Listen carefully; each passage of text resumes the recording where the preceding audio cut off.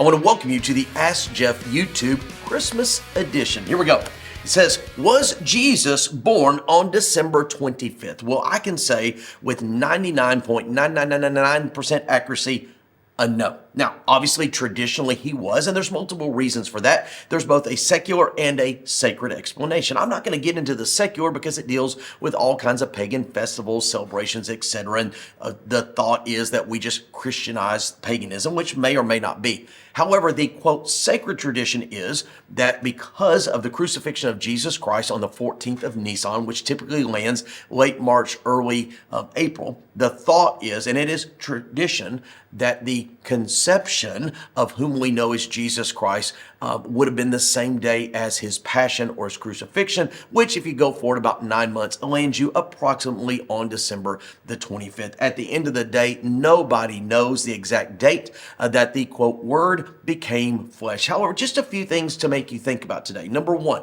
we know from the story in Luke chapter 2 that there was a world taxation that had been put into place. You would not have people traveling the world in a time that was difficult to navigate. In the middle of December is not the best time to travel. Secondly, it says the shepherds were out in their fields at night. Again, it goes back to you need a climate that is conducive to do so. And here's the most convincing argument for me that is not December the 25th and probably sometime in what we would call early fall, is that all the significant events in the ministry of Jesus Christ, his death, his resurrection, and what we know as the quote formal public start of the church, all landed or coincide with Jewish feasts and Jewish festivals.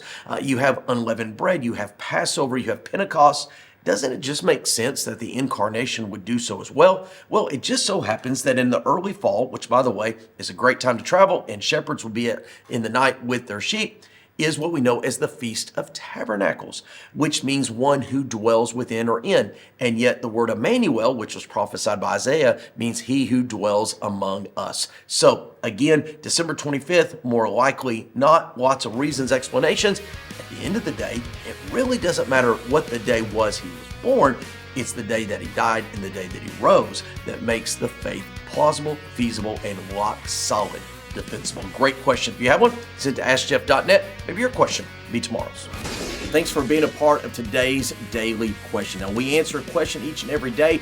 Please feel free to submit a new question at AskJeff.net. We may not have gotten to yours today, but we eventually will continue to be a part of this. Subscribe so you don't miss out on a question every day.